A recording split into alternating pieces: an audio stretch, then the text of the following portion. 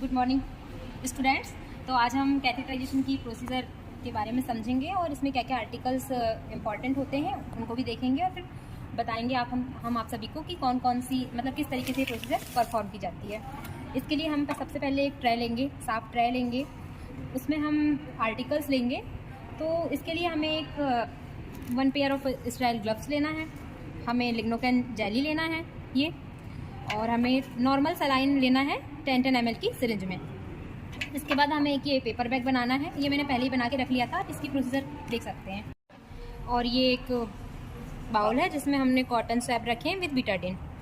इसके बाद में हमने लिया है एक यूरो बैग लिया है, और हमें पेशेंट की सिचुएशन के अकॉर्डिंग हमें ये नंबरिंग के हिसाब से आते हैं। तो हमने हमारे पेशेंट के लिए 16 नंबर का यूरो बैग ये कैथेटराइजेशन ट्यूब लिया है, क्योंकि फीमेल पेशेंट है। हाँ, क्योंकि हमारी ये फीमेल पेशेंट है। और किडनी ट्रे भी रखनी होती है, बट वो भी हमारे पास में अवेलेबल नहीं है, तो हमें अज्यूम करना है कि हमारे पास किडनी ट्रे। जो भी ड्राई वेस्ट होता है हमें वो पेपर बैग में डालना होता है ड्यूरिंग प्रोसीजर, और जो भी लिक्विड वेस्ट होता है या वेट वेस्ट होता है उसे हमें किडनी ट्रे में रखना होता है। ठीक है, फिर सबसे पहले हमको क्या करना है, हैंड वॉश करके आना है।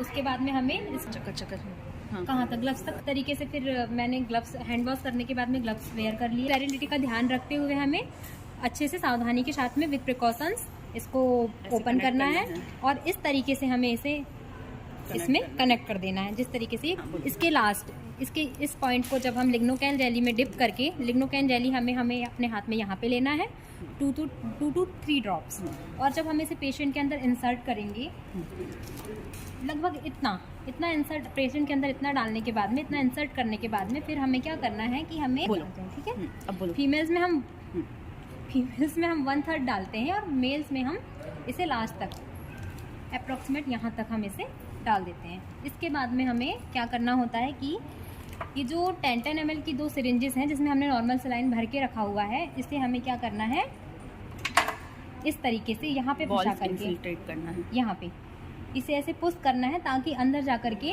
इस जगह में जो है पेशेंट के अंदर जाके बैलून लाइक स्ट्रक्चर बन जाए, जिससे ये है कि कर दो हो जाएगा। यूज्ड है ना वैसे भी, वो यूज़ करेंगे ही अपन वैसे भी, तो ये ऐसे बलून फल जाएगा। इस तरीके से बैलून लाइक स्ट्रक्चर बनेगा, जिससे क्या होता है कि कैथेटर का बाहर निकलने का डर नहीं होता है। मैंने अभी लास्ट में खींच के भी देखना है, फिर इसे हमें बाहर इंसर्ट करके देखना है।